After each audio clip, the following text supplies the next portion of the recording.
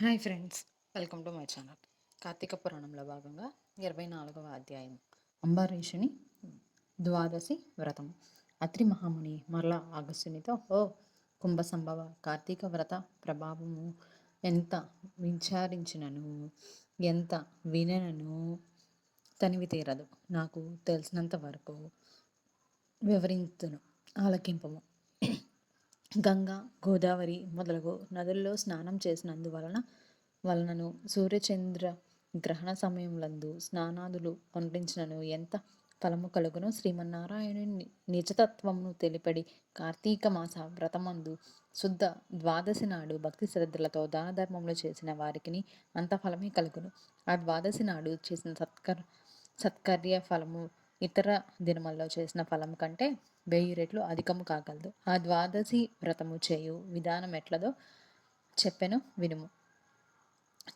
వినుము.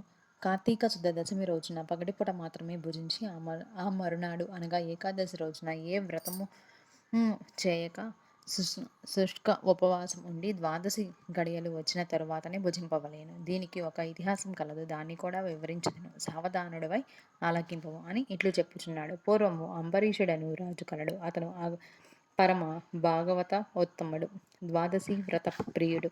అంబరీషుని ప్రతి ద్వాదశి నాడు తప్పకుండా వ్రతము చేయుచుండెడివాడు. ఒక ద్వాదశి నాడు ద్వాదశి గడియలు స్వల్పంగా ఉండెను. అందుచే ఆ రోజు పెందలకడనే వ్రతం ముగించి బ్రాహ్మణ సమారాధన చేయదలచి సిద్ధంగా ఉండెను.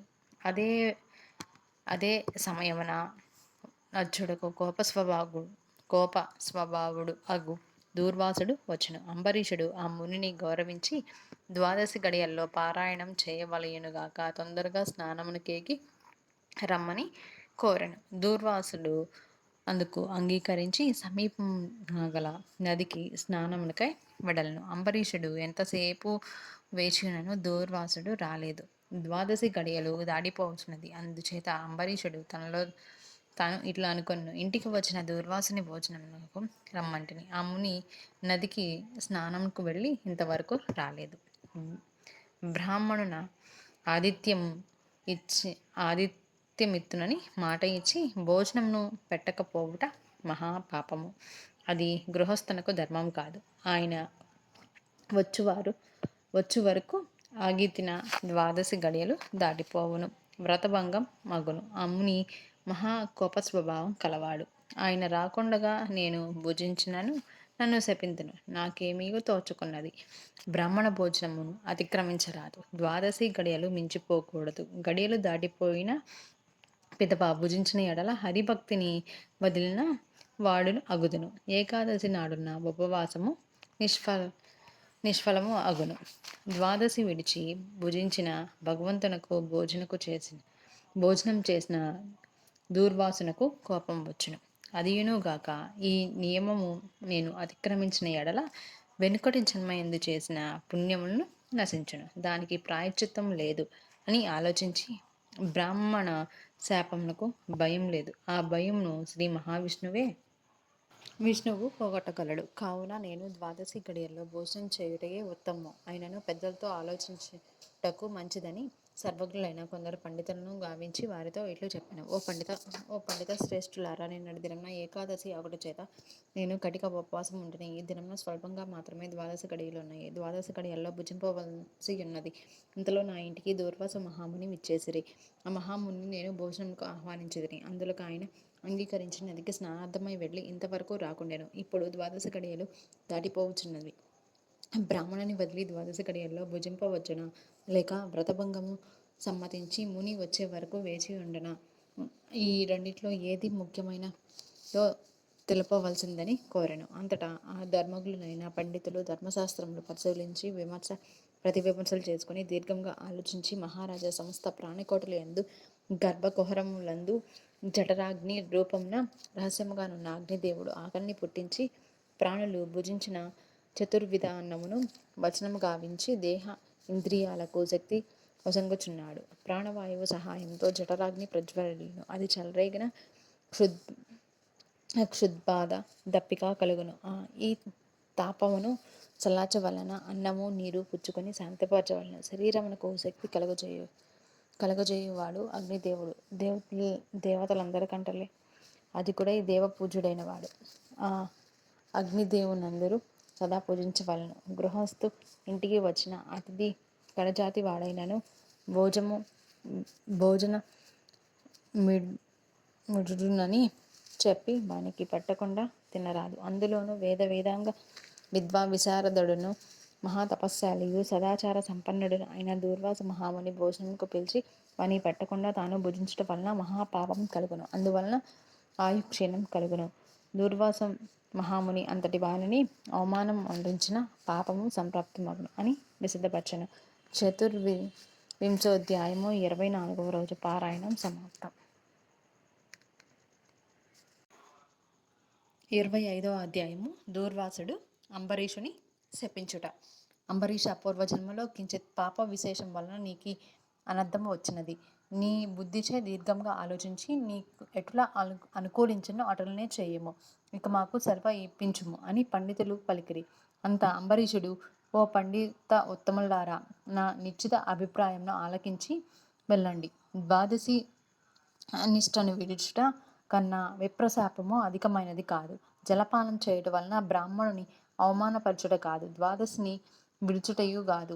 అప్పుడు దూర్వాసుడు నన్నెలా నిందించును? నిందింపడు. నా తొలి పుణ్యఫలము నశించదు. కావున జలపానము ఒండ్రించి ఊరుకుందును అని వారి ఎదుటిని జలపానము నొసరించెను. అంబరీషుడు జలపానము ఒండించిన మరుక్షణమే దూర్వాసుడు స్నాన జపాదులు పూర్తి చేసుకుని అక్కడకు వచ్చెను. వచ్చిన వెంటనే ఆ ముని మహారౌద్రకారుడై కండ్ల వెంట నిప్పులు గగ్గుచూ, ఓరి మందద, నన్ను భోజనానికి రమ్మని నేను రాకనే నీవెల్ల భుజించితివి. ఎంత దుర్మార్గము, ఎంత నిర్లక్ష్యము, ఎంతటి ధర్మ పరిత్యాగివి. అతిథికి అన్నం పెట్టేదనని ఆశ చూపి పెట్టకుండా తాను తినినవాడు మలభక్షయుడు అగును. అట్టి అధముడు మరుజన్మలో పురుగై పుట్టును. నీవు అతిథిని విడిచి భుజించినావు కావున నీవు నమ్మక ద్రోహివి అగుదవే గాని హరిభక్తుడు ఎట్లు అగుదువు? శ్రీహరి బ్రాహ్మణ అవమానమును సహించడు. మమ్మే అవమానించుట అనిన శ్రీహరిని అవమానించుటయే. నీ వంటి హరినిందాపరుడు మరొకడు లేడు. నీవు మహాభక్తుడివని అతి గర్వం కలవాడివై ఉన్నావు. ఆ గర్వంతోనే నీవు నన్ను భోజనంకు ఆహ్వానించి అవమానపరిచి నిర్లక్ష్యముగా జలపానం ఒండ్రించితివి. అంబరీష, నీవెట్లు పవిత్ర రాజకుటుంబంలో పుట్టినవాడవు, నీ వంశము కళంకం కాలేదా అని కోపంతో నోటికి వచ్చినట్లు తిట్టెను. అంబరీషుడు ముని కోపమునకు గడగడ వణికెను. ములికిత హస్తములతో, మహానుభావ, నేను ధర్మహీనుడను. నా అజ్ఞానంచే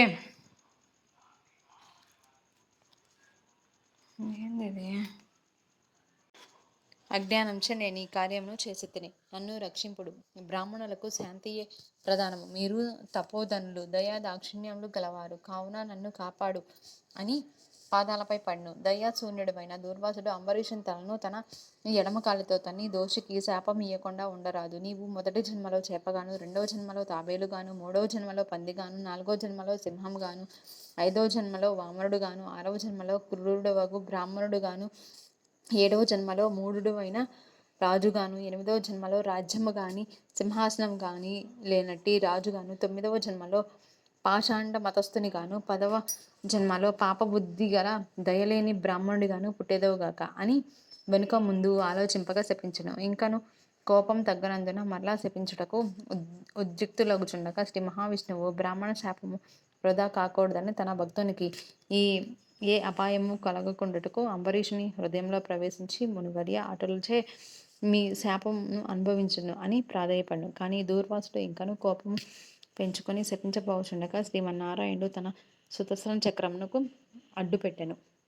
ఆ సుదర్శనము కోటి సూర్యప్రభలతో అగ్నిజ్వాలలు గ్రక్కుతూ దూర్వాసునిపై పడబోయాను. అంత దూర్వాసుడు ఆ చక్రం తన్ను మసి చేయునని తలంచి ప్రాణంకే ఆశ కలిగి అచ్చటి నుండి బతుకు జీవుడా అని పరుగెడెను. మహా తేజస్సుతో చక్రాయుధమును దూర్వాసుని తెరముచుండెను. దూర్వాసుడు తన్ను కాపాడమని భూలోకమున ఉన్న మహామునులను, దేవలోకమున వెళ్ళి దేవేంద్రుని, బ్రహ్మలోకంకు వెళ్ళి బ్రహ్మదేవుణ్ణి, కైలాసానికి వెళ్ళి పరమేశ్వరుని ఎంత ప్రార్థించినను వారు సైతం చక్రాయుధము బారి నుండి దూర్వాసుని కాపాడలేకపోయేది. పంచవింశ అధ్యాయము 25వ రోజు పారాయణం సమాప్తం. ఈ విధంగా 24వ అధ్యాయం 25వ రోజు అధ్యాయం కూడా ఒకే వీడియోలో ఇవ్వవలసి వచ్చింది. కాబట్టి ఇంకా కార్తీక మాసం అయిపోవచ్చింది కాబట్టి లాస్ట్ సోమవారం రేపు ఏకాదశి ఉపవాసం ఉండి ద్వాదశి వ్రతాన్ని కనుక చేసినట్లయితే మనకు శివకేశవుల యొక్క ప్రీతి కలుగుతుంది.